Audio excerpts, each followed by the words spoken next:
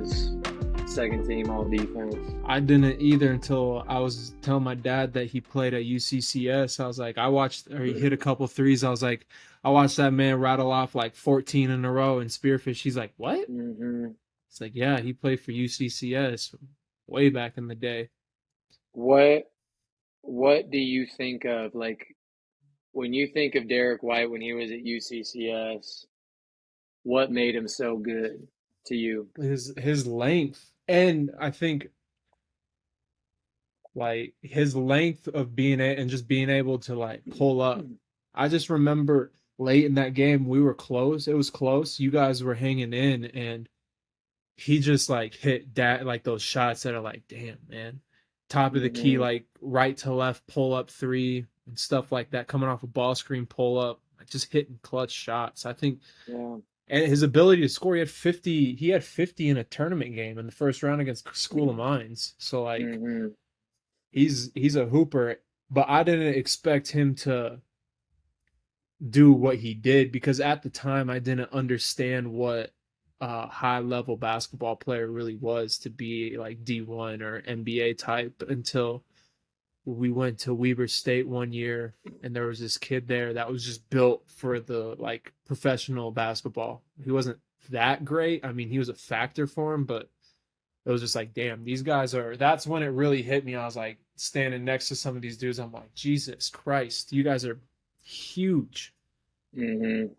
Yeah, it's a different looking individual, that from that, even that mid-major D1 to that pro level. It's a Mm-hmm. different looking athlete. But the thing that I always say, that, playing against Derek White and then obviously keeping track of him, when he was still in the RMAC and stuff like that, is he lived at the freaking free throw line. Like, that dude Mm-hmm. shot, like, he had to hit double digit free throws in probably at least half of the games, I would Oh, say. absolutely. And that's being 100%. modest, like, that's honestly on the low end. But the other thing was, he knew what he's good at, and he didn't stray away from that. Like, he was great at attacking off the bounce, and like you said, using his length to maybe score over the top or shoot over the top. But the spots he wanted to get to, he was going to get to them, and then it was just a matter of him, making or missing the shot. I f- But I remember, like, yeah. trying to stick him. Like, I remember I guarded him, and then obviously Nick guarded him. Um, but it didn't matter what you did, like, he was gonna get to the spot he wanted to get Mm-hmm. to. I think, dude, wanna we need if anyone who watches this knows Derek White or like has a connection to that, I would love just on the RMAC side of things, not for like, you know Hmm. what I mean? Because he's an RMAC guy, and Dude, there's I that's was the just only thinking that. RMAC guy that has ever made it to the league. So that would be cool, just to like have him compare the league, the RMAC to D1 to like, and just go through all those progressions of where he's become. Because I told my dad before he left, I said the best thing for Derek White's career in the NBA was to get drafted by the Spurs. Yeah, And absolutely.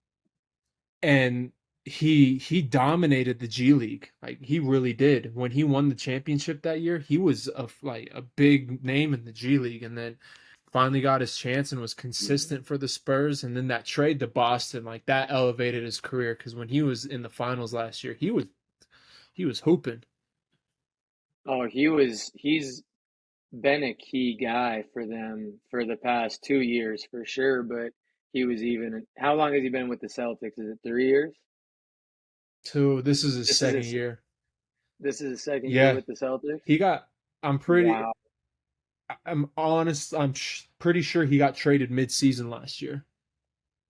Mm. Yeah, he did. It was a mid-season trade. It was like that's what happened because he was not a part of the Celtics at the beginning of last year.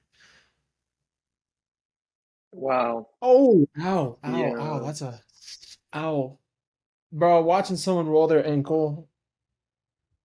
Who That did? I had Gabe to Vincent, exit out. Oh, did he? ouch. When he came down, that shit touched the ground. Celtics, man, that third quarter was huge for them. They might pull away from this. But It's 11 on point that game note, with 8 minutes to go.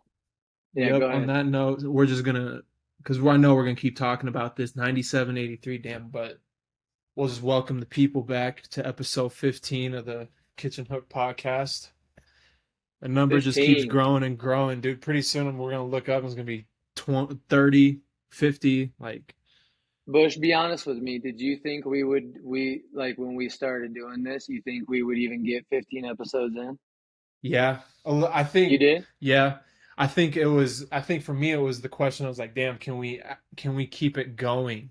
Like when it gets deeper, like some podcasts really die off, but I think that we just love talking about what we talk about so much, and it's not like we burn ourselves out. One episode a week is perfect. You know, it Hmm. gives us chance to kind of like at the beginning of the week to give us an idea of what should we talk about, all that other stuff and whatnot. But I Yeah. did personally, I did because I was gonna ride. I've got the mindset. I'm just gonna ride this out and see where it goes. Yeah. To be honest with you, I didn't, like I thought we would get to maybe 10-ish and Uh then huh. it'd burn out. But like I've told, a few people this that and it plays along with what you just said is for one, we like talking hoops obviously, but you're my dog, dude, like Mm-hmm. so it's a nice excuse to fuck, like chop it up with you and just connect with you a little bit. Agreed. Mhm. That's how I felt. So like I'm not I like I'll play video games and stuff. Like I don't do it as much anymore, but when I was on that tear for a little bit, that length when all of us were out of college, people like my mom or why do you even play video? I'm like, that's my time to like BS with the guys. Like that's Mhm. us instead of texting in a group chat, that's us talking. That's us like connecting still and being making it seem like we're all in the same room again and whatnot. So it's a great Because way it's to not just stay in even it's not touch. even about the video game. It's about, No. just sitting there and Saying dumb talking a shit. little smack with your guys. For real. S Uh, I just want to last night did you watch last night I did the not. I game? had workouts last night, so I wasn't Okay. able to watch it. How are workouts going before we get into that? Beautifully, man. I feel like kids are getting better. The kids and their parents feel like they're getting better. So, That's good. um, I mean, that's all you can ask for. Absolutely. we're gonna keep grinding it out and working them hard and try and hit some shots. Yeah. You guys went to Lincoln last week?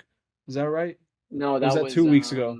that was That was two two weeks or three ago. weeks ago now. Yeah. No, yeah, Oh it no, was the two same weeks ago. You're weekend. right. It was You're the right. same weekend I was in Sioux Falls because that came out of nowhere. Clem just called. Clem was like, "Yo, you want to hang out? I'll come pick you up." I was like, "Yeah, sure. We'll just go hang out and spearfish." Weird, dude. He just was like, "Yeah, I'll drive to Sundance, pick you up and whatnot." I was like, "All right."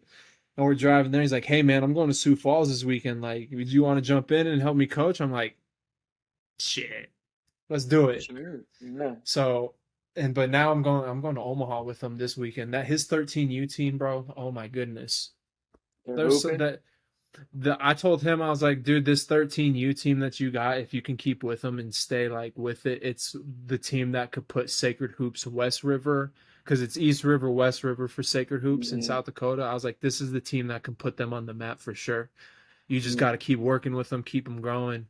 'Cause they have talent. They have this guard that can. They have two guards that can score, and they play well off each other. One of them is so good off the dribble, like his hesitation, he'll shoot it in your face. He's got a kid. His name's Memphis, dude. I keep telling this kid, He shoot was the ball, talking about this kid. He was talking shoot about the him. damn ball.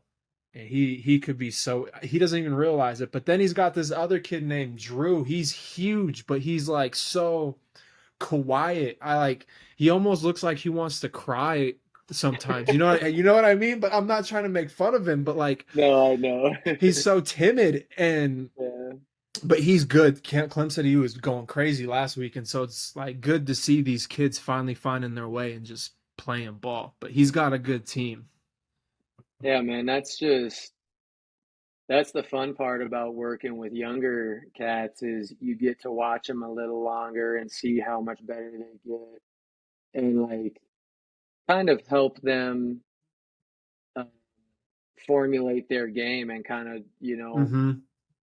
help them in those areas where, like you said, maybe a kid that he can really shoot the ball, but he doesn't even realize it. He's maybe a little hesitant on the catch. It's like that's your time to give that kid some confidence and be like, man, you need to let that go.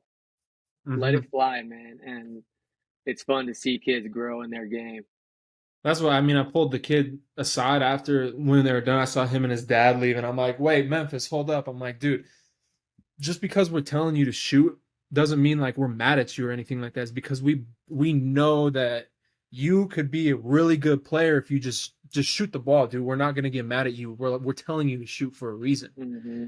and it opens up their eyes. Like, dang, okay, like you just kind of got to beat it like a drum over and over and over again, and then they'll finally figure it out. Like, oh, he won't get mad if I shoot this shot, you know. Hmm. So, like you said, Well, it's just nice to see and growth. and that's understand like it's not the fact that the shot goes in or not. It's the fact that is it was it a good shot? And that's what I'm finding out Mm-hmm. is, you hear the term fool's gold when kids hit big shots or something or hit a crazy shot. It's like, man, that was a terrible shot. It just went in, and Mm-hmm. that's fool's gold. But helping them understand that, you shot a spot up wide open corner three, but you missed it. That's okay. Like that's I'm part of the living. game. Hmm. You just We'll gotta live tell with your that. kids that you live with that. Yep. But Hmm. anyways, we might as well just dive right into the series that happened last night. Nuggets Lakers. Nuggets obviously Hmm. swept them 4-0. Shocked me. I thought Nuggets in 5. I didn't think Nuggets in 4. But Yeah. first trip to the NBA Finals for them. Kind of someone said this to me yesterday. It was a bittersweet moment for like Carmelo because Jokic is I number saw a lot of that. 15, won it. His first team beat his last team, so it was like a weird full circle moment Hmm. type deal. So I don't know. It was just kind of I was obviously I was going for the Nuggets because you know where I stand on that, but they're the best team in the NBA, man. Bino called my ass out today. He's like, you can't pick a team midway through the second round. I was like, I didn't, dude. I swear I picked them like first round too. But then he pulls up a tweet where I was like, yeah, Suns are definitely the favorite to win. And I was like, ah, damn, you caught Mm. me. You got me. He had So I'll admit it. receipts. He did. He's like, today I got time. So shout Bino, you had Yeah. time today. Threw my ass under the bus. Respect, But Bino. the tweet was hilarious, bro. I totally contradicted myself because someone was like, the Nuggets or the Suns beat the Nuggets to go to 8-0. I was like, with no Murray, Jokic, or Porter Jr., they weren't playing in that game. I was like, but I was like, but then I'll say it. The Suns are the best team or the Suns are the favorite to win. I think they'll win. But make sure you put more context into the tweet. So I like contradicted myself through the whole entire tweet. Mm. Standard That's Bush stuff tough. right there. Yeah. Yeah. But hey, you're taking your lumps, in the chin. So that's I'll die on the hill that I stand on. absolutely. Have to. Absolutely. But Um, I want to ask you so we talked a little bit over text just about some of the reasons or some of the big key guys in this mhm. series, in the Nuggets series, was Murray and Jokic. But do you think that it was their play that really led them to that sweep, or do you think because I think of a guy like Michael Porter Jr. that really showed up in this series as well. I Um, put no, Go I ahead. agree with that. No, I put down on my little notepad. I said Bruce Brown, bro. Yes. Without Bruce Brown, they don't. I don't think they like realistically. Okay, they're good, but I think Bruce Brown was one of those pieces. Him and KCP they got this year, and Hmm. it's elevated their defensive effort. And I do. Bruce Brown's a Swiss knife. You can put him on anybody, and you can trust I, him. w- You I can. was just about to say, dude, like I didn't realize his playmaking ability and how much they It's use him crazy. to create shots for other guys or just get in the paint and make things happen. Mm-hmm. So ditto that on Bruce Brown because the little I did get to watch of this series, I was super impressed with what he did. Well, it seemed like he was in double figures like every game. He when he was open, he's hitting his threes, but it's the off ball cutting that he had. He's Hmm. cutting off the ball and he's like I think the biggest thing that was for me with Bruce Brown watching him and really just watching how people have attacked the Lakers defensively is there's a lot of guards and stuff that'll get down the lane against AD and then like pump fake and get scared like kick it out. Bruce Brown didn't Hmm. care if he caught that ball was going up right away, and he Hmm. didn't care. Like you need to do that. Like okay, he blocks your shot, whatever. He's not gonna block every shot. Just go up. Game three, because I was watching that, I was up in Denver this weekend. Game three was Saturday or Friday or Mm-hmm. something. Um, Saturday. Saturday. Um, he came up with a few huge offensive rebounds and or just tip-ins and keeping the ball alive and Mm-hmm. he's just active. He reminds me of a little bit more of a guard than like Isaiah Thompson, but Isaiah Thompson in the sense of he's a dude that's always around the ball. He his nose finds the ball all the time. Mm-hmm. Let me ask you this real quick. So today this thought kind of dawned on me a little bit, like just watching the Nuggets play and their role players, like Michael Porter Jr. is playing well, Aaron Gordon playing well, Bruce Brown, KCP. Does it not like? Does it not feel a little bit like the 2014 Spurs where they got their Mm, fundamental big man, they got the guard that can go.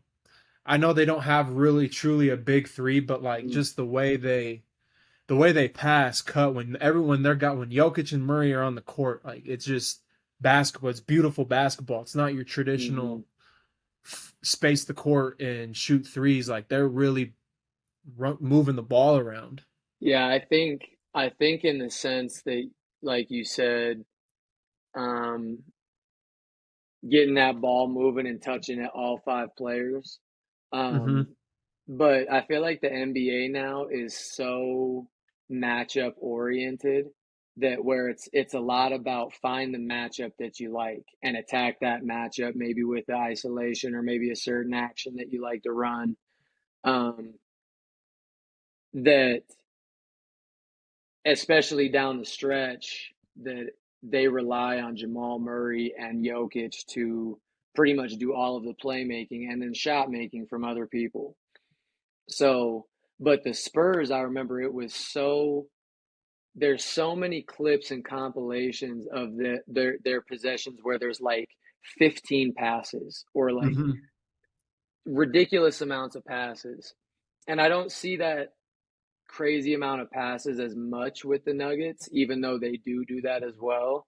Mm-hmm. But I do see similarities in the way that they're kind of the teams are built.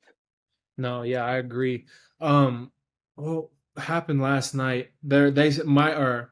The Nuggets came out in that third quarter and just beat the hell out of the Lakers. Outscored Mm, them by 20 and took a 5 point lead. And I was so mad at Mike Malone watching that first half of the first part of the fourth quarter without Murray on the court. I understand Jokic was out there, but it was so stagnant, and I know Jokic can go, but when he's matched up against a dude that's similar size with him, that's hard. Like is like mm. I said, it's like two walruses just banging bodies. Like no one goes anywhere. Banging chests. And I just was once Murray came into the game, it was like, all right, they have a chance now. The spacing of the floor was different. The offense was different. It was like, all right, we can do this type deal. And that game was just nuts because when the third quarter happened and they tied it up, I told my dad, I said, regardless of what happens in this game, I know clearly in my mind the Nuggets are the best team in this series, head and shoulders above the Lakers, team wise, just because they're so consistent. They're shooting like Hmm. 40+% from three, and just their defense, even though it struggles at times, they can really lock teams up. Like they can really go on stretches where they make other teams' lives hell on offense. Hmm. You, so I want to touch on the quote of how Mike Malone was saying. Did you see in the press conference how he Uh-uh. said like Coach Jokic, what it was kind of his call to in that in the fourth quarter to just basically go two-man game on one side with Jamal Murray, um, and just relying on them to make the right reads. Mm-hmm. I'm kind of tying this back to what we were talking about with the Spurs a little bit. Do you feel like it's do you feel like the NBA is so just like has turned so you're a 3-point shooter, you spot ups, make threes, and these couple guys make all the plays for us? Or do you think it's kind of always been that way? I think it's the winning teams are always like that. Mm, The teams that go far are always like that. Because I mean, us as coaches, you want the ball in the best players' hands down the end of down the mm, stretch. Because you trust them to make the right plays. Like I think of when it was the last year with KD's run in Golden State, and it was Game 6 at in Houston. Up they were up 3-2 without KD, and it was like we got the the original Warriors again with Curry, Draymond, mm-hmm. Iggy on the Clay. floor, Clay, and I don't know who else was on. I can't remember the fourth, but that's Who would the besides the big point. been? Would that be Mo Spates? Maybe or Boogie. Boogie. I know Boogie was on that team, but I'm thinking there had to have been another guard. But Anyways, anyways, yeah. they the thing that stood out to me the most is I remember with like 4 minutes left, Steve Kerr kept calling this the same, doing the same like motion with his hands, and it was just a pick and ball screen handoff or pick and roll with Curry and Draymond. Because Mm-hmm. you knew if Curry got downhill, he's making the right read. You knew if Draymond ball faked, he's making the right read. Mm-hmm. And it was like they're living with that, with Clay being able to just spot up, find open gaps, hit him for open shots, and I just always have been I always think that the best teams rely on their players down the stretch. That's Mm. like that's why I like last night that fourth quarter from LeBron really frustrated me a lot. Like it frustrated me as on the fact of he is such a good player at getting downhill and when he's aggressive, and I understand like I don't like the 38-year-old excuse because he's still proven time and time again that he can get his and he can. So I And didn't watch the game. Was he just deferring? What was he doing? so the first half he came out and was 11 of 13 with 31 points, Yeah.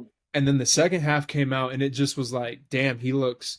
I don't know if he looks tired, but he started trying to. I think he tried to get the other guys involved a little bit because he knew like, I can't do this by myself. I'm too old for this right now. But um, it was just frustrating down the stretch because it was like there's times when like what was it 30 seconds left when he threw the ball, he was going to pass the ball to someone on the wing but they tipped the ball out of bounds, but he was at the top of the key trying to attack Jokic, and then he dribbles it out to half court, and then he comes back down to the 3-point line and then just passes it off. It's like, bro, he has 5 fouls. Jokic has 5 fouls.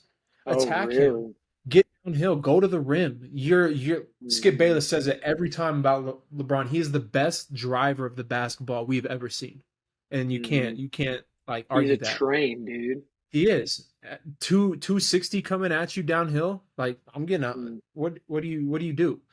But I said it on Facebook too. I was like, man, I just wish he would stop being so perimeter oriented and figure out a post game. Like work down on the block a little bit. Like draw Yeah. some attention that way too. And it was just frustrating because he had 31 points 37 points going into the into the fourth quarter and finished with 40 and was 1 of 6 to Mhm. finish that game. And it was like, dude, what are we doing?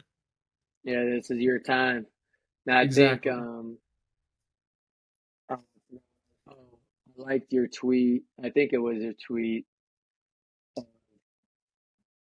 I think it was you of the person poking with the stick and like this is Oh, it was LeBron to me. his teammates. And it was This was like yeah, I was LeBron like, to this his or his teammates, LeBron's LeBron's teammates to him, and teammates it's in a the dude poking with the stick. come on, do something. But I mean, it's you know what I mean. Like you have arguably a top five, a top three, top whatever people want to say, whatever they want to say. But he's an all time great. He is, Mhm. and you can't knock that. And it was like, dude, do something. Come on, I'm waiting for you to do something. I'm tired of seeing you just drive it, kick out. Like, I understand you're trying to make the right basketball play, but us as fans, like, come on, I want to see you take over. I want to see you go into an MJ mode, like Kobe mode, just that Yeah, killer mentality.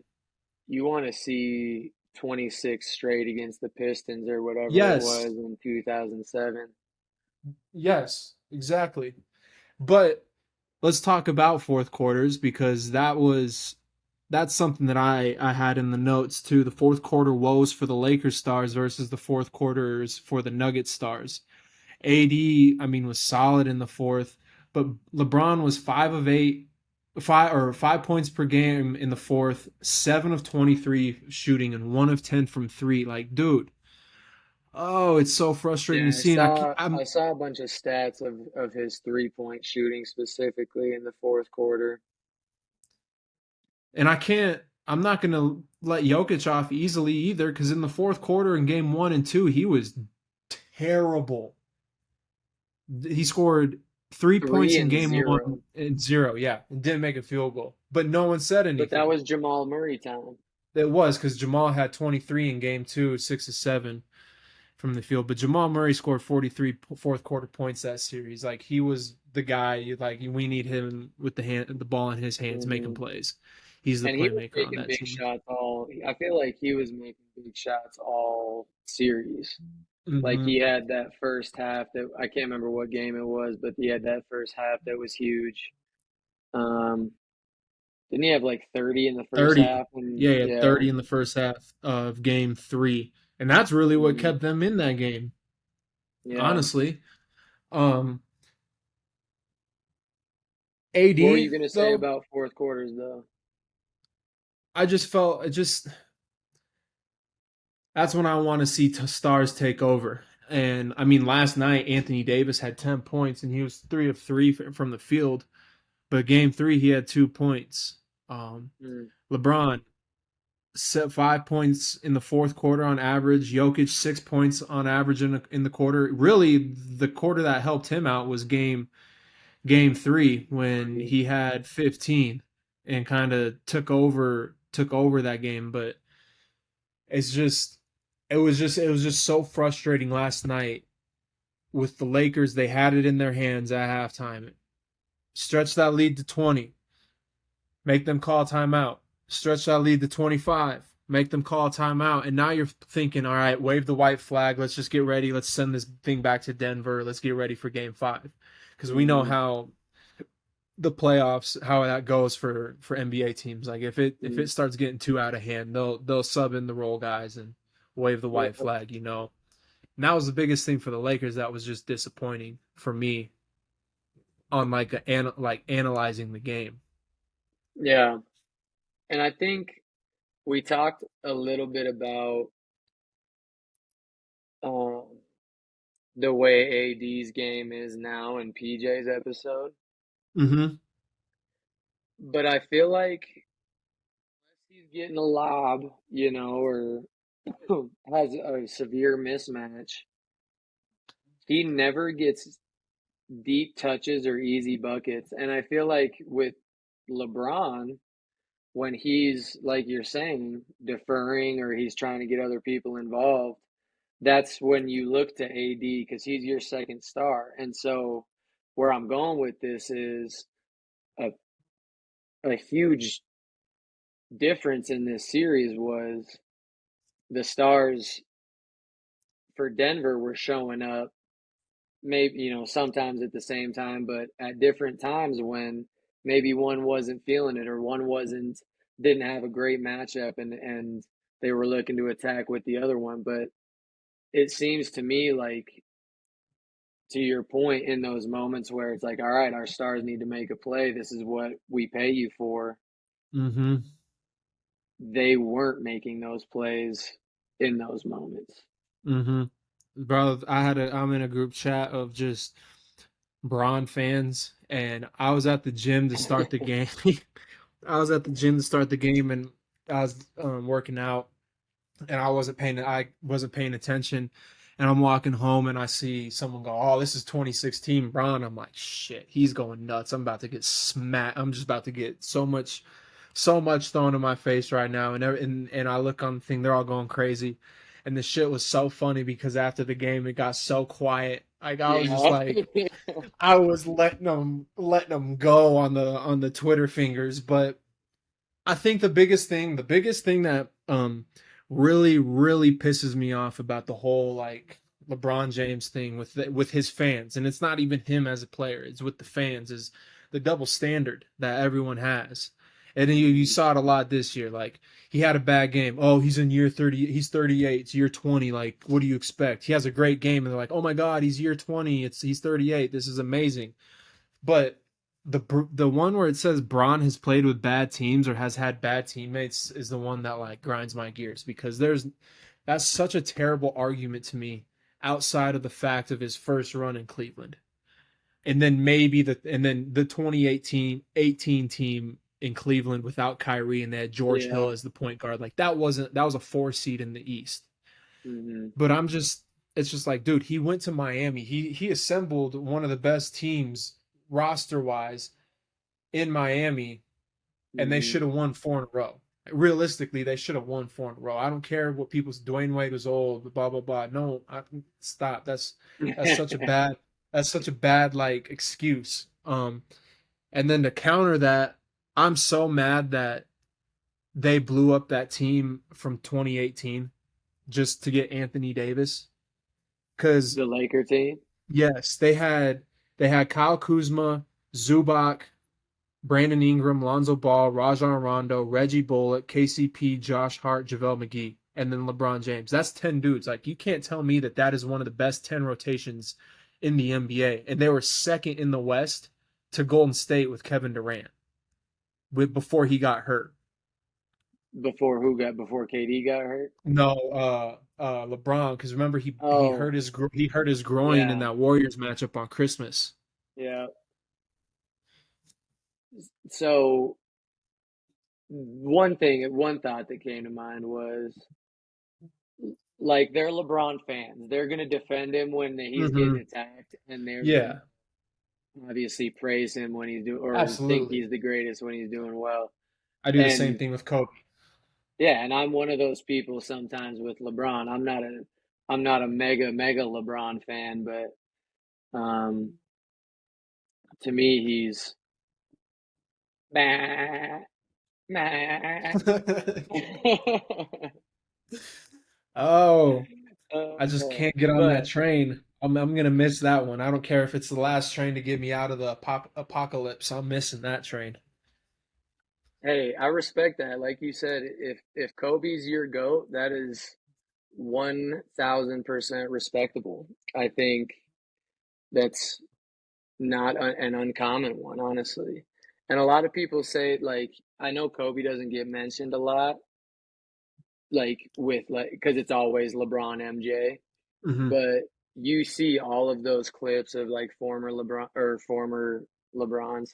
former NBA players, um, saying like, why is Kobe not mentioned in that discussion? Like, that is Yeah, absolutely absurd that his name is never brought up. So the fact that that's yours, I respect it and I 100%.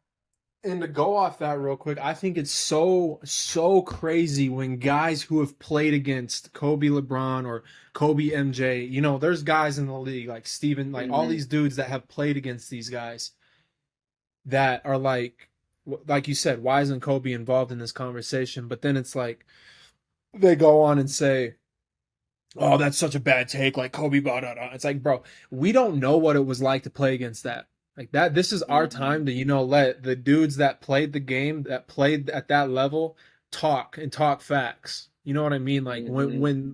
if an NBA player has an opinion on players, I'm gonna listen and I'm gonna be like, I respect that because you were in the league, you played against it and saw it.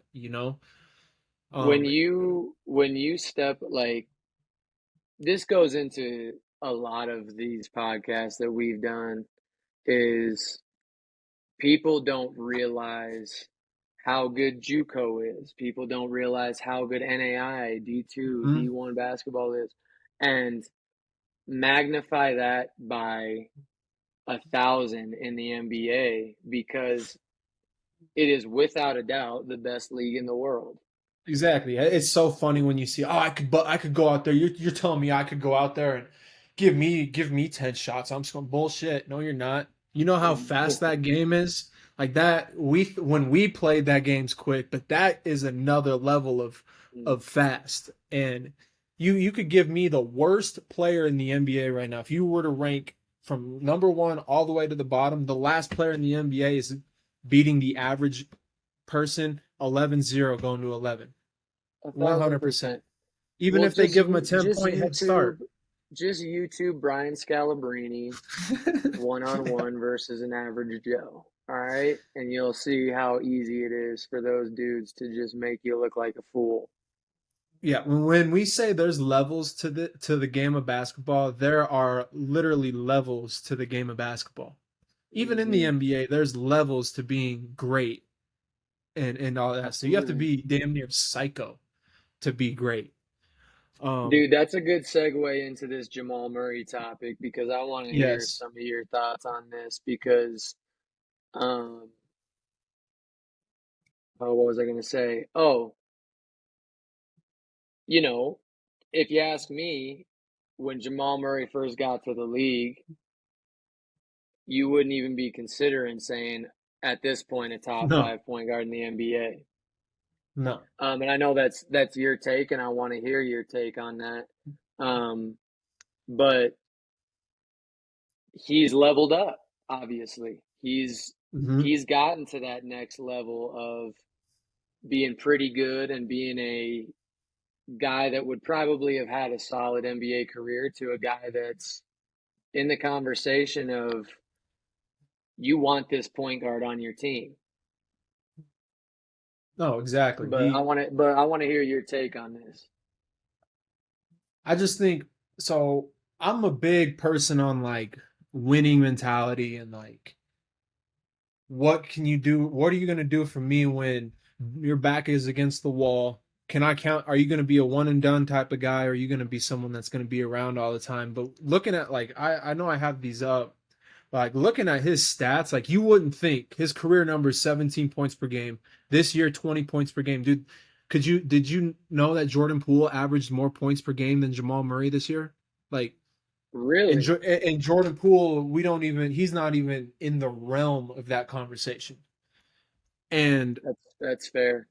the thing about this though is you got to put into the fact that this is his first 65 games since tearing his ACL a couple of years ago. Hmm. So that's a big factor.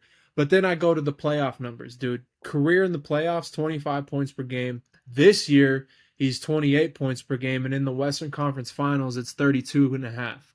And the only player ever to go 50, 40, 90. And that's pretty damn hard to do 50, 40, Hmm. 90. That's elite level offensive skill. And Hmm. I really sit there and we had someone put this, it was me and PJ. Me and PJ were going on back and forth on Twitter on this because someone was like, I don't even put Jamal Murray in the top 10. I'm like, bro, that is the worst take I've ever seen in my entire Real life. quick, real quick. I love that you and PJ interact on Twitter now. That makes me so happy. Dude, he's a, when it comes about, PJ knows ball, dude. PJ Dude, understands the game he's a hoop in head. a different mind than a lot of the average Joes. But no, with Jamal, like, okay, for PGs, I'm putting Steph above him. I'm putting Dame above him. I'm putting Kyrie above him.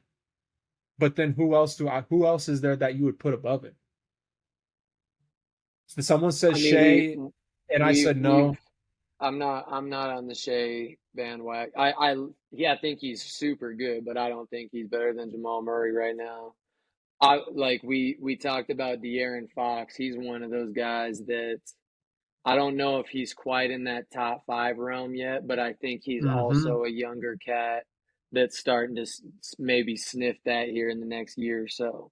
100%. I wish I could find this tweet because this guy put some players up there, but that it was just one of those things where I was really sitting there and looking at all the point guards in the NBA, and I'm thinking, John Morant. I'm taking Jamal Murray over John Morant straight up.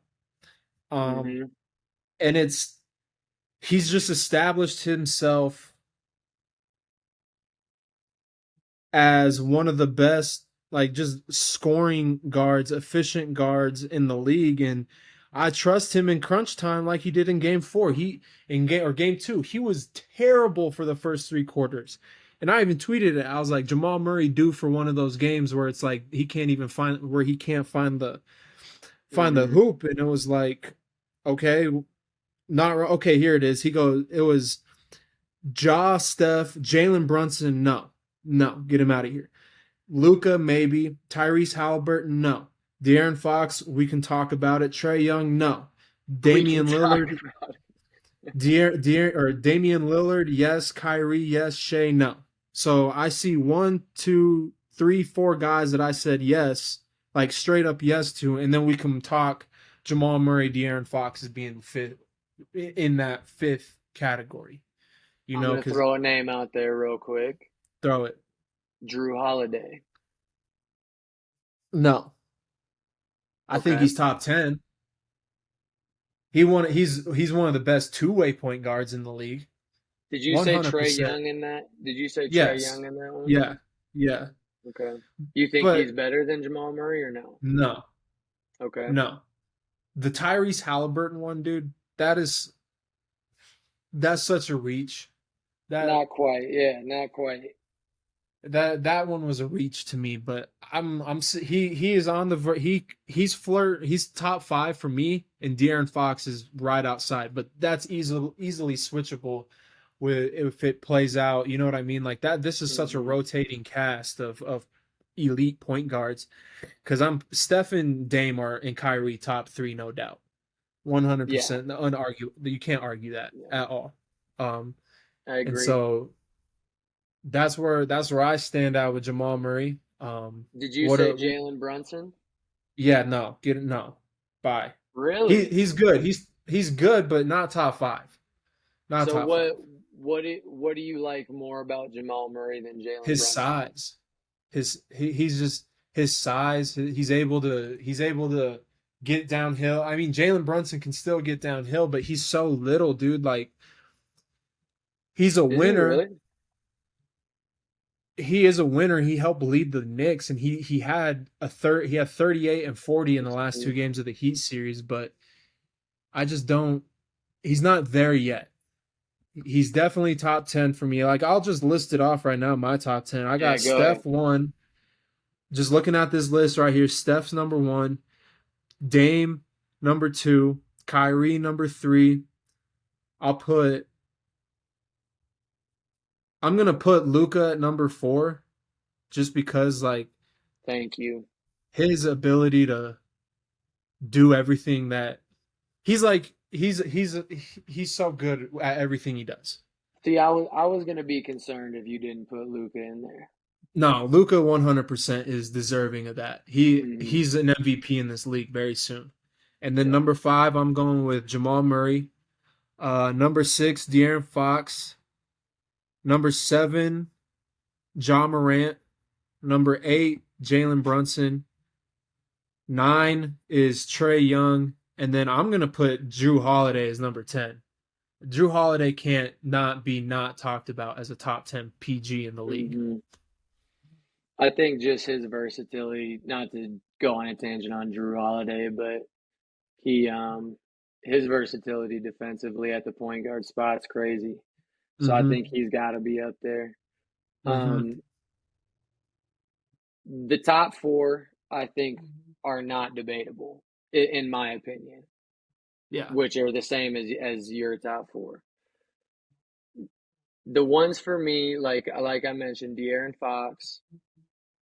I think Jamal Murray is, in a sense, seeming better right now because obviously he's made it farther, and I think his team is much better, obviously. Um, but he's coming up huge in those moments, like we've already talked about. Mm-hmm. But you mentioned at the start of this whole conversation was that winning mentality. And I think Jalen Brunson is that same way. Yeah. And I think he's got that dog in him. The one thing I think I got to see his 4.7 assists a game. How many does Jamal Murray average? I think like 5. Let Could me be see 4, here. but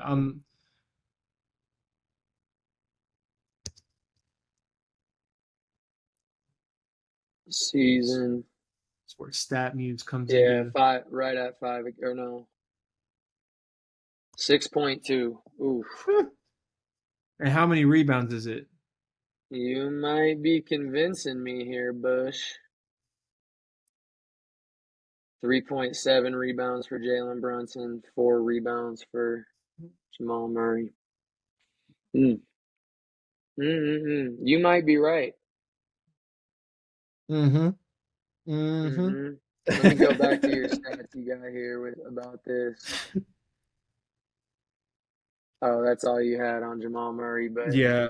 no, that's a good point, man. I think it'll be cool to see because I think this was De'Aaron Fox's real true his first real breakout year. Obviously, he's had good years previously, but this was the year where he was getting a lot of attention and he was a Yeah. serious focal point in the NBA and just on obviously on his team. But does it Um, surprise you, like coming from Villanova and watching that last year he won the national championship where he was the guy? Doesn't surprise me at all, who's honestly. that? Jalen Brunson.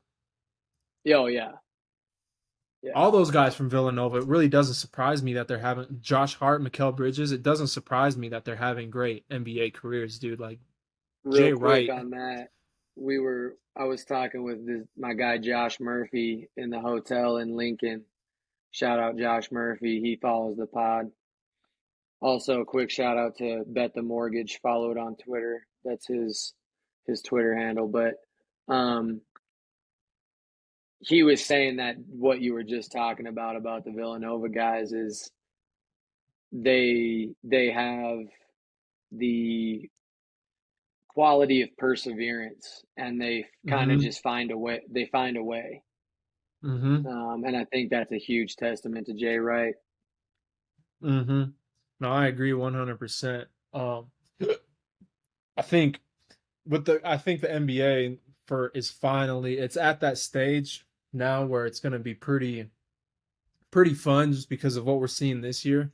We're at the point where all these teams are fairly even. Like there was that Mm-hmm. stretch where it was the damn Warriors and the Cavs for 4 years, and it was like, okay, year four, that finals honestly was like, okay, we know who's gonna win, I right? loved it, man.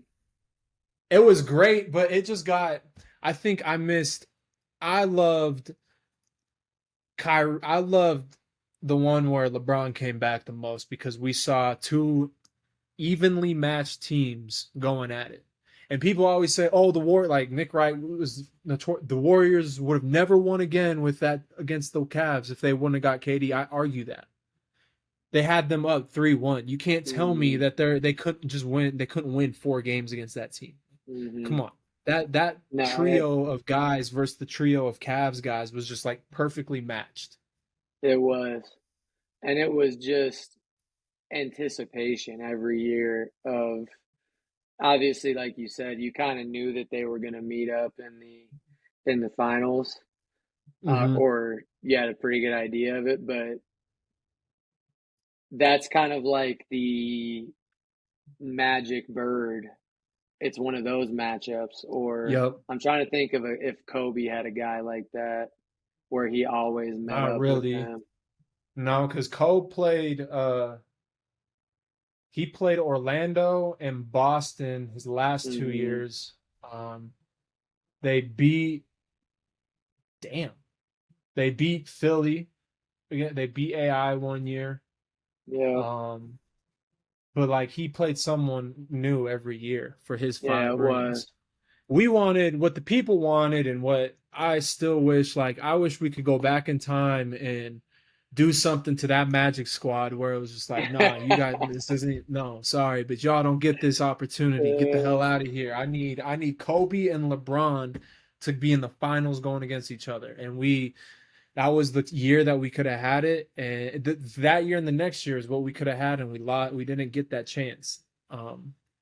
And Maybe in the next that life was we'll just be able to see unfortunate. that. I hope so. God damn, I hope so. That would be Real quick, awesome. I want to ask you something. So going back to the how Jamal Murray played 65 games real fast. I know this is going to be way off of what we planned on talking about, but I've had this written down for a long Shoot time. it, dude. I figured out the shortened season model, like the perfect shortened season model.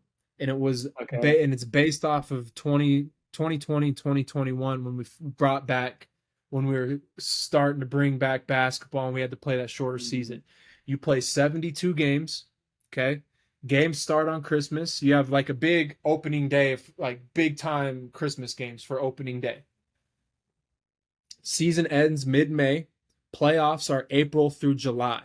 That way we can get back like basketball. There's that weird stretch where there's nothing going on, and it's kind of July Hmm. would be so great to have. And then you keep the 65 game minimum for the NBA awards because on average that's what you're seeing these guys play around 60 to 65 games.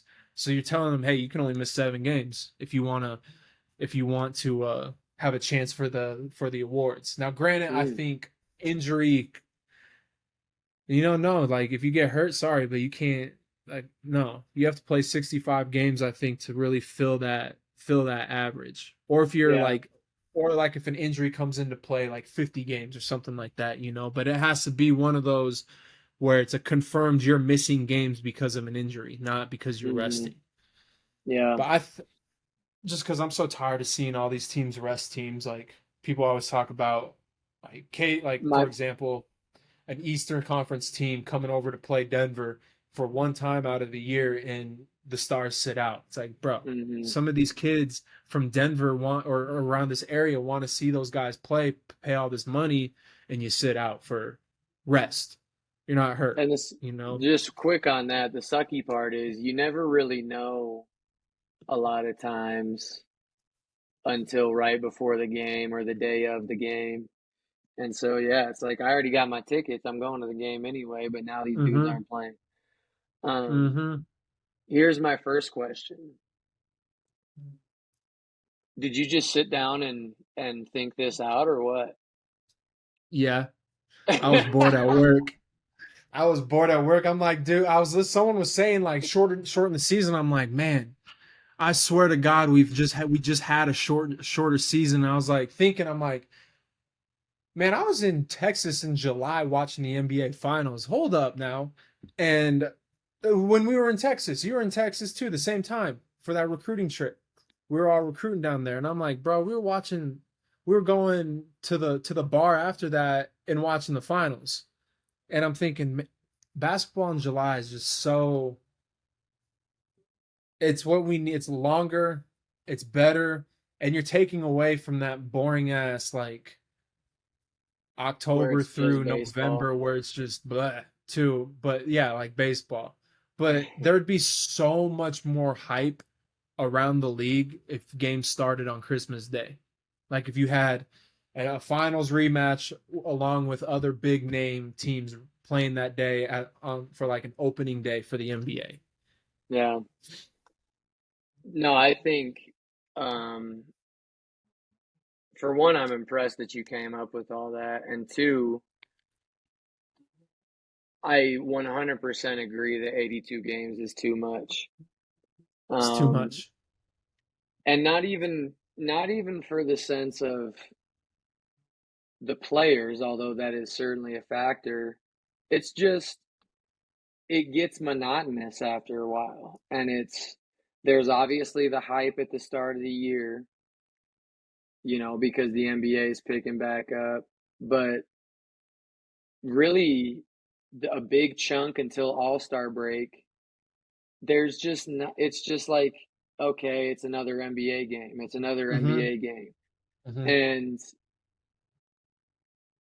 then after the All-Star break, like the season's so short after All-Star weekend that's when it really picks up again of who's in the playoff hunt, who are these teams jockeying for position. Um, and I think there would be a shorter lull period in the NBA with a shorter season, and Mm-hmm. it would have more excitement year round, I think. Mm-hmm. 10 games isn't a lot, but doesn't seem like a lot, but that's a lot. Like there's no room for having a slump. If you have a slump with 72 Hmm. games, like that's not good with just how good the league is. But that was I Especially with needed, how many tight races yeah. there are now. Uh-huh. But I just needed to, I've been wanting to say this for so long, but I just kept forgetting to look at this little note section that I had. No, dude, I appreciated that little tidbit. That was a It's nice tangent that we insightful, had. insightful. Now let's move over to the Heat and Celtics. Obviously the Celtics won tonight, tied it up 3-1. Been kind of a, I'll be honest with you, like really shocking that it was 3-0. I figured I knew the Heat would put a fight, but dude, I Hmm. wasn't I wasn't thinking like going into Boston and stealing two the way they did type series. And No, go ahead, sorry. it just shows like we've said this multiple times it seems like, but the Heat culture. And I have it right here. Heat culture. I was sitting there watching Game 3, and they kept showing Pat Riley, and I'm like, damn, dude, it starts with him and Alonzo Mourning. Who do you always see at every single Heat game sitting next to each other? Pat Mm, Riley and Alonzo Mourning. And it starts with them, like two dudes that have been in the Heat organization for a long time, won a championship as a coach player with D Wade and Shaq and all them. hmm. Really kind of started the culture of the Heat, and then you got a guy like Udonis Haslam still on the bench that was in the middle of playing during all those things, like the dad on the team that's keeping his kids in line. Yeah, he really is. He's like the, he's like the, yeah, just the grumpy coach or the grumpy dad that's like, "Hey, this is how we Exactly. do it." But it's just a perfect mix of dudes that are gonna hold you accountable. Pat Riley played for Adolph Rupp in Kentucky. Like that was Hmm. a premier basketball coach back in the day. Like he ran the college world for a while outside of John Wooden. Hmm. And so he has all these standards and stuff within the Heat that body fat, you've heard that you can't be over a certain amount of weight. You have to be doing this. You're on a diet. No snacks, stuff like that. And then you have Jimmy Butler, who I saw. I think Clem reposted a thing on it with Jimmy Butler where he was like, "Man, when I was in Chicago, like we had dudes on the team yelling at each other, like holding you accountable. Like you had Joe Hmm. Kim Noah screaming at Derrick Rose, telling him to play some damn defense." But then they're coming down like, "Come on, let's get a bucket here," type thing. So he was like, Hmm. he said, so it's like I don't. Some of these guys, like I don't know how like. I got to remember sometimes everyone reacts a little bit different because that was a brand of basketball that was like we held each other accountable after everything, You and got so to. he's really, like I said on that, the last of his kind, truly. I want to just shift real quick because you talked about how many of those Heat guys are still there. Pat Riley, Alonzo Mourning, Udonis Haslam, and obviously Eric Spoelstra's in that mix too. In like the culture of basketball today and just athletics in general of hop and ship, you don't see a lot of people staying in one place really at any level for their whole career anymore. Where Hmm. that used to be such a common thing. where the Heat, they obviously have found that longevity within the people they keep around. Do you think that that's the source of their success, or do you think it's because that their players and their coaches are getting it done on the floor? No, it's a source of their success. Think of Mm, trying to think of Duke, man. Like realistically, think of Duke. Think of North Carolina. Um, like guys that have on their like if you know how impossible it is to get a job at Duke or North Carolina, like 99% impossible because you have to be a part of the so-called brotherhood or family that have been in the program. Like you're not just mm, going to be some Joe Schmo coming off and getting a job there because they have their values, their culture and all that stuff in place. Like Coach K constantly hiring former players. Like, look who's succeeding him: John Shire, dude that he played mm, for, or that played for him. Roy Williams always has Sean May on his bench. Had Jackie Manuel on his bench. Hubert Davis was on the bench. He played in North Carolina. Now he's mm. coaching. Like that's where you get those same values and beliefs all the way down for that long of a period of time. It's just bound to be successful because it's if you don't, it's like the Patriot way. If you don't buy in, you're gone. You're easily Mhm. displaceable. I'll bring the next guy in who wants to play and do what we do. You know? It's just interesting to me that the Heat, I think to your point, it's got to be a big source of their success because you look at their roster and it doesn't really jump out at you. You know, No. it doesn't strike you as a roster that is super intimidating or scary. Like, you know, if you're a coach going into the game, if I'm looking at Boston's roster, or maybe I don't know, just any coach in the NBA, especially the role players. Obviously, they have a couple good stars and a couple good veterans. But the role guys, I'm like, okay, we can handle Gabe Vincent. We can handle Cody. Is it Cody It's Martin that's Cody on the Heat? or Yeah, Caleb Martin. Caleb Martin. Caleb Martin's on the Heat. But these guys that are their role players that are ending up being keys in some of their success, Mm-hmm. they don't strike me as guys that I wouldn't be a super worried coach if I'm an No. NBA coach being like, okay, I'm going up against this team. So to your point, it has to be for one, some of the players that like the Jimmy Butlers and the Bam Adebayos that they have on the floor, but those values that they've carried on since they've won those championships. And let's not hide the fact that K Love is out there still doing his thing for him too. Like He was that's that such a veteran I good was talking about. Yeah, him and Kyle Lowry are the two vets on the yeah. team that like both have won a championship, so they know what it takes to get to that point. hmm Um, Kyle Lowry beat one of the best Golden State Warriors teams ever assembled.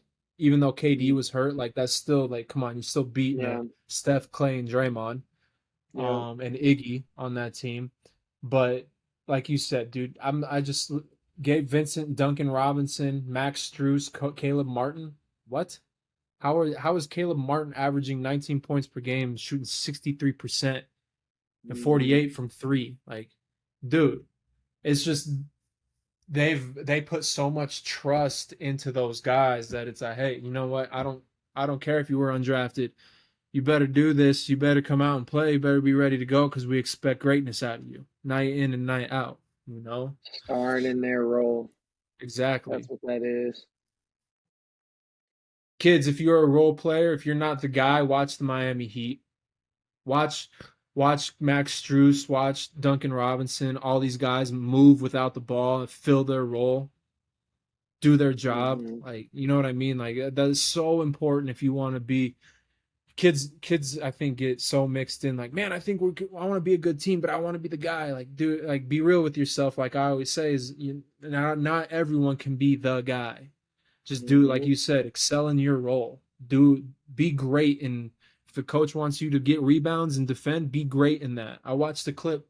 It was yesterday on Matt Barnes talking about Kobe Bryant, and he said, he's like, man, he's like, I knew me and Kobe had like a relationship and respect back from when I was at UCLA because he would come in and work out there. And he's like, I knew if I wanted to get to that level, I had to guard guys like that. So I knew I needed to buy in on the defensive level. And what was Matt Barnes in the NBA for his whole entire career is a defensive guy. He Hmm. knew what he needed to do, and he was like, man, I'll sacrifice scoring and be great at this. Hmm. So you got to understand, like that's what I the biggest thing is just talking to your coach at a young age. Hey coach, where do you see me at? What do you see me being for this team right here? And that helps people out, so that'll help you out so much. Well, and I tell guys, you can't help us if you're not on the floor. And like you said, not everybody can be the leading scorer. Not everybody can be the guy that's making all the plays. But there are also four other guys out there on the floor that have to do their job. And Mm-hmm. if you're a guy that chooses to do your job and do it well, maybe your role will expand and you'll see yourself on the floor more or making more plays or whatever it might be, whatever your goals are. But Yep. I think to your point, it's some of the kids that they try and force a bigger role, um, because that's what they want at the moment, and they end up playing themselves off the floor instead of on the floor. Mm-hmm. Like obviously, look at what who we talked about at the beginning of this episode, Derek White. Was Derek White known as like a prominent defender in Division 1 basketball, and like really Division 2? No, not really. He was more of a scorer type guy, and now he's defensive second team player in the NBA. He's a 3 and D guy. He excels in his role. He doesn't do what we watched him do, where he can just isolate someone and score. No, he Hmm. he hits the open shot and he D's up. Yeah, and he thing about him too is he can make some plays for others. He's not necessarily the guy that's going to fill it up all the time scoring wise, but Mm-hmm. he really makes good reads and he's got that good length to be able to make some plays for other guys. But on that point is how his game evolved and how his roles evolved wherever he went, whether it was from UCCS to CU and CU into the NBA, Mm-hmm. he had to adjust. The great ones Mm-hmm. adjust, as they say. Mm-hmm. Going to the Boston side of things, man, like I know I told you I wanted to talk about Joe Mazzulla and like Tatum and Brown. Um, I think what really irritated me the most and what made me want to talk about Joe Mazzulla was watching Game 3 and how pathetic they were when they came out and played. Like there was just no energy. It's like they already lost the series. And there was one point in the third quarter of that game where it was like an 8 point lead, and the next thing you know, it's like 24 points. And he didn't Hmm. call timeout the whole entire time. I'm like, bro, what? Mm. And like I told you, I did not know this. Joe Mazzulla was on that team that made it to the Final Four for Bob Huggins, which was like Hmm. the last name. Once I realized, I was like, damn, okay, now I know who that is. Like I remember that guy watching him play, Yeah, but after you told me that, I recognized him yeah, more. I don't, I just don't think I don't think he's this is like the right I don't think he's ready for this type of job in this moment yet. I think he's But still you slight you go ahead. said it in the you said it in the text message to me of he's a pretty green coach in the NBA. He just got this job after Ime Hmm. Udoka made his exit, and Yeah, he's let me already, yeah, go ahead. let me go like what you said about that, like being a fairly new coach in this. Let me he in 2011 he was undrafted. So he went into coaching, right? He went to Glenville State as an assistant from 2011 to 2013. Then he was at Fairmont State as an assistant from 2013 to 2016. And then he spent a year with the Maine Red Claws, a G League team, as an assistant. And then he was the head coach at Fairmont State after that year from 17 to 19. And they were good. Like they reached In his second season, Missoula led the team to a 22-9 record and an appearance in the NCAA Division II tournament, and they lost to Mercyhurst by 3 in overtime. And then he Mm, spent 3 years as an assistant in Boston, and then he got the head coaching job.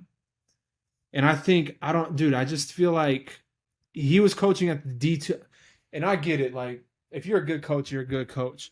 But jumping from the D2 level and only having 3 years of experience in the NBA, like that to me seems, and then you're getting a head coaching job. That to me seems like a huge jump, and something that Brad Stevens, who's the director of all this stuff, is like, that's my mm-hmm. guy. I want him. Blah blah blah. I just watching the way he acts in the media, the one word answers, not talking to the media a whole lot. I just think he's slightly immature. Like personally, it looked like he lost the locker room a little bit, Mm. He and might be letting the lights get to him a little bit, you know, that I think pressure and so. that scrutiny might be getting to him, you know, who knows? But all of the blame cannot go on him because when you're humbly the best basketball player in the world or in the I game, knew you were gonna bring that up. what goes off and goes in game one is doesn't even take a field goal attempt and shoots six. It has 6 points all from the free throw line, and then is 0 for 3 in the 0 for 3 in the next game, all from 3 point land, and had 5 points for all from the free throw line, and then didn't even play in the fourth in game three. Like, bro, if you're Jason Tatum and you're expected to get a $314 million contract extension, that is unacceptable. To have 14 points in game three. And Jaylen Brown the same way. Jaylen Brown has been playing like terrible this series, 17 points per game and 10% from three. And he's a $280 million contract extension type player. He only had 16 tonight, Right at his average. What'd he shoot? 7 of 16, 1 of 5 from the 3-point line. He's struggling. He's such a good player, but he is struggling right now. Mm-hmm. And like, so that's where I can't put all the blame on Joe Mazzulla. Like, I have to put a lot of blame too on these two guys because that's the star of the teams. But that is the most awkward duo in the it's like superstar duo in the NBA. Just two dudes that I feel like don't understand. All right, is it my turn or is it your turn? Is it your turn or is it my turn? Like they don't. It seems like Yeah. there's such an awkward feel from them. Well, I think a few things. The They've gone from Brad Stevens, who they started their career in Boston with, Mm-hmm. True. to was there one in between him and Ime Udoka, or was Ime Udoka right afterwards? No, there's another one. I I gotta look at There was? this. There I was think it because was if they no, it was Ime. No, you're right. It was Ime Udoka, I think, because they if they fired Joe Mazzulla this year, it was their fourth coach, and it would be their fourth new coach in 4 years. yeah. Um so that's kind of my point in one of them. Yeah, it was Brad Stevens and Ime Udoka. But they've had three different head coaches, you know, and I'm sure things haven't changed a ton. But, you know, when you change systems, even if it's the same players and stuff, there's some adjustment there. And so obviously they're on a first year coach system now. Two, I got to get back to what I was thinking about. Hold on. Oh, you talked about Joe Mazzulla and making it, you know, making the jump from D2 to NBA. You hear a lot of times NBA players maybe talking after they lose a series or something is they made better adjustments than us. You know, their adjustments that they made from game 5 to game 6, that's, you know, it ended up getting us in this game. And you hear that a lot from players and coaches that might be what's coming into play with what you were talking about is he's struggling with when because you know the Heat are making adjustments Oh yeah, 100%. and he basically what I'm saying is he might be one step behind Eric Spoelstra or a Mm-hmm. couple steps behind Eric Oh, Spoelstra. 100%. Um, the one thing I do gotta say about Jason Tatum that's really annoying too is how much he settles for 3 point. shots. Like early on in his career, you saw Jason Tatum getting to the rack and getting by someone and pulling up from 15 and really establishing like similar games like Devin Booker, Kobe Bryant, Jimmy Butler, of guys that are killers in the mid-range game stuff. DeMar DeRozan, stuff like those guys. And then in this series, it just seems like he's deflected from that because one, he complains to the officials way too much, so he just doesn't even want to go into the lane. It seems like, but it's like, dude, like you are in this level, you put yourself on this pedestal, so you need to be able to be aggressive, and you Hmm. have to show up in the fourth quarter. It's like my thing with Braun and a little bit and with like Jokic and AD, like you have to show up in the fourth quarter if you're that caliber of a player. I can't be Hmm. fourth quarter time's winning time, so I'm going to have the ball in the star player's hand. I can't be counting on Grant Williams and Marcus Smart to take me home. And those are good Yeah. guys that help keep you in the game, but that's not their job. And Jason Tatum, I saw a tweet. I think it was Dorian Alui coached him at Minot State for the year I was up there. Shout out Dorian if he listens. I don't know if he does, but um, he was talking about how elite NBA players, especially elite scorers, they Hmm. need that mid-range game. You know, Hmm. those that separates an elite scorer from just maybe a good scorer. Hmm. But I think that's true because I'm gonna go off tangent a little bit here, but the whole layups and threes thing, Hmm. you know how that whole Yeah. philosophy is all the rage in basketball. I completely see it. I completely see through three-quarters of the game trying to work for the best shot possible. Hmm. But like you said, in winning time, in when defense is locking down at the highest level and the space is this much for each shot you're getting and you're working to just even get the ball to the spots you want to, you have to have guys that are shot makers, and that's from anywhere on the floor, not just layups and Yep. threes. Yep. And so The game's that's about the game is about a bucket. absolutely, Uncle Drew once said the game will always be about buckets. And I think that's spot on with what you were saying, Bush, of these guys that like the Kobe's and these killers that you think about in the playoffs and just in crunch time. They're getting their buckets in what by any means necessary. And the that's got to be Jason Tatum. To Hmm. me, yeah, like Jaylen Brown can be that, but to me, he's more of an attacker and really attack that rim and hit open shots. Hmm. But Jason Tatum is the guy on that team that's the certified or should be the certified bucket getter. I want to look for something. I'm trying to think what game it was, but a game just popped in the, God damn it. Lakers versus Lakers will never happen, but, um, all right. Only on 2K. Game game 6, Phoenix Suns versus Los Angeles Lakers in 2010. Go if you're listening to this podcast and you want to know what we're talking about on guys that the game is about a bucket, go watch that fourth quarter. Watch Kobe Bryant in that fourth quarter. There I'm just already he had layups, he hit a couple threes, he hit the pump fake, dribble, fade away with two people on him, uh, and then slaps Alvin Gentry on the ass as yeah, like a, hey yeah. man, you can't guard me, and then does the playing thing down the court. Like that is what we were talking about. Like in winning time, I need your guys to be able to do, like if you're gonna put yourself on this pedestal, you have to do that kind of stuff. You have to be able to do what Jamal Murray did in game 2 and just go win the game by Mhm. making shots.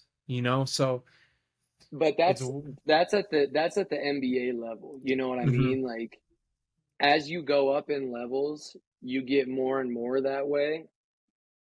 And so, especially when you're at the highest level of basketball, that's why all the good teams have those assassins and those killers. Jimmy Butler, Jokic and Jamal Murray. The Celtics seem to be looking for one. Mm-hmm. They seem to be looking for that closer. That's why in They baseball the only pitcher that they have a walkout song for is the closer, and that's only if you're a bad dude. thinking of old boy from the Nets with that trumpet song right now. From the Do you know what Nets, I'm or the Mets the from the Mets, yeah, Mets? Yeah, yeah. that whoever that was. I But can't remember his name. I know exactly what you're that talking was about though. that's the coldest thing I've seen in a minute for like walkout songs. Um, but I'm gonna start doing a thing where make a prediction on whatever we're talking about. My prediction for the Celtics though is Jason or Jaylen Brown will not be on the Boston Celtics next year, I agree with that. and I think that he will be on the Golden State Warriors. I do. Yes, I do. And you know who you give up for Wow. that? You know who you give up for that? Flip it. Oh, I Clay will clip Thompson. it. No. You keep Klay Thompson Jordan Poole. and Andrew Wiggins. You get rid of those two. I love Ooh, Wiggs, that would man. be I love huge. Wiggs. I love Wiggs, but I think Jaylen Brown at this point in his career is way better, and it'd help out the Celtics. Like this is a win. That would be a win-win trade. Give give the Warriors get rid of Wiggins, Poole, some draft picks, and they get like Malcolm Brogdon and Jaylen Brown. Fair trade I off. don't know if you think they, well, Malcolm Brogdon, he not to go off on this tangent, he hasn't been what I thought he was going to be for the Celtics. No, not at all. I don't think he fits in with. I don't think he really fits in a whole lot with that. So Mm, I'll clip that and let's clip it. I'll put that one out. But that's my prediction. Jaylen Brown to the Warriors next year. And if That's a that's the good case, prediction. Max even said this. So then the Warriors did that. You got Brooke Lopez is a free agent. Warriors go after Brooke Lopez because then he can space the court out. And then Karis LeVert.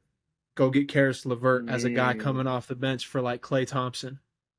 Because if you mm. watch them this year, like they didn't have that guy off the bench in the playoffs that could just go get a bucket. Jordan Poole's just too much 110 miles an hour.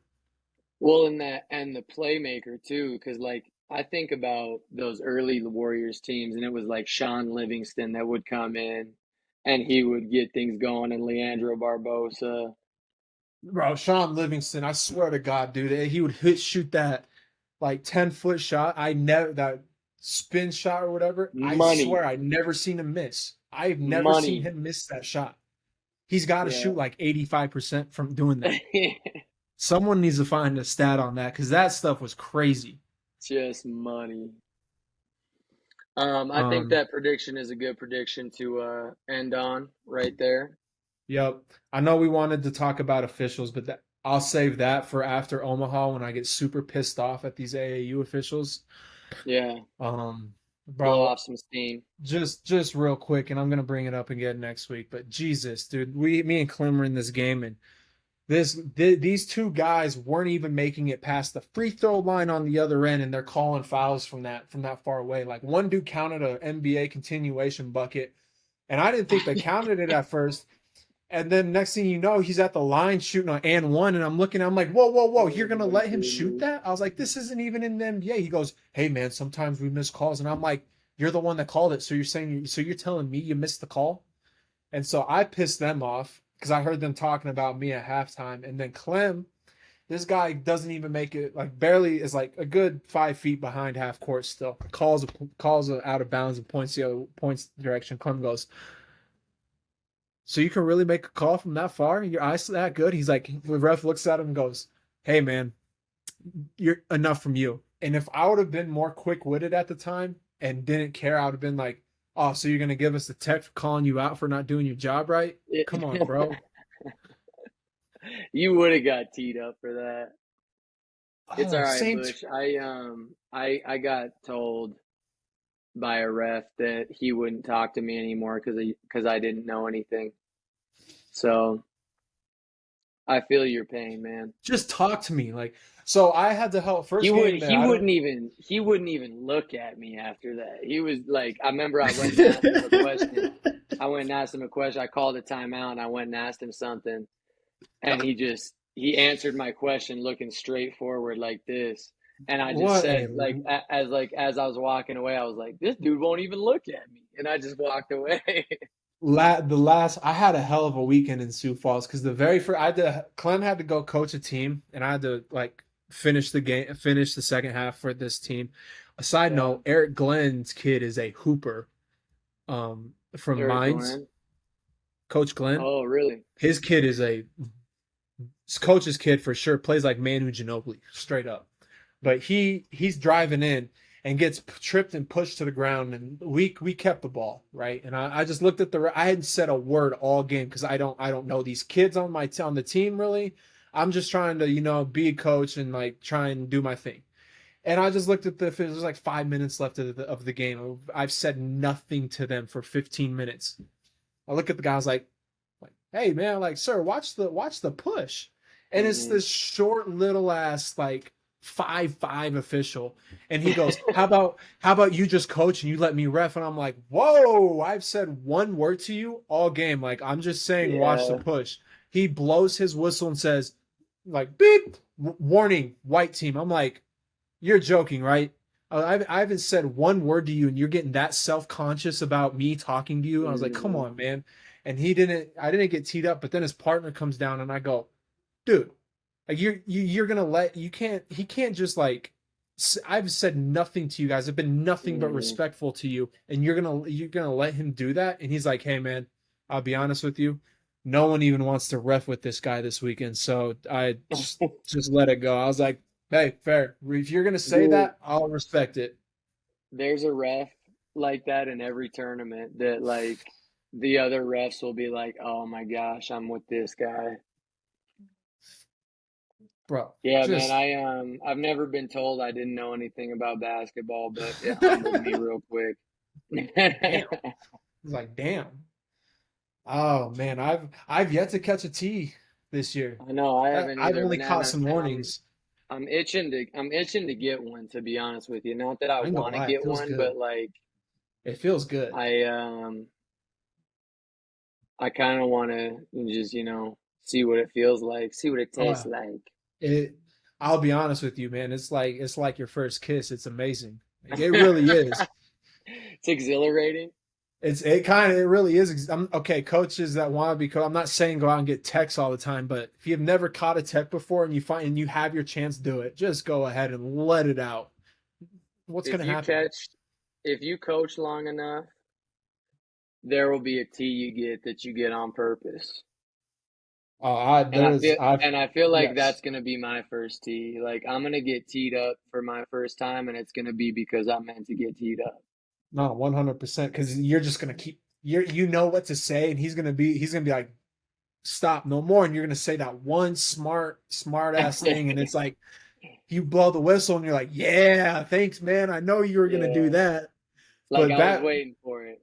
when you said that humbled you real quick, you want to know who humbled me the most as an assistant coach in the RMAC was Warren, the tall black ref.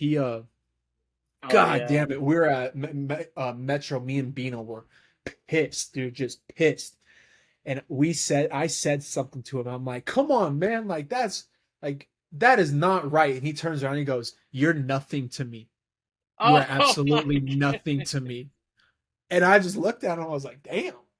Like, okay, shit, damn. Ben looked at me. He's like, I've never felt so like humiliated in my entire life. I was like, bro, I know he came out our soul like that.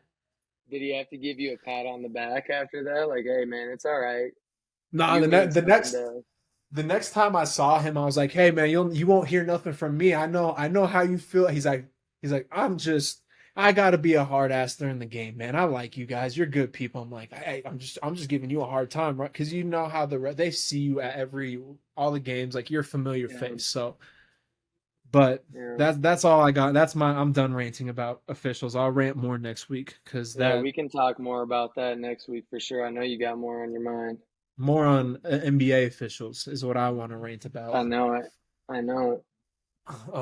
God, hour 30, guys. Thanks for staying with us for this.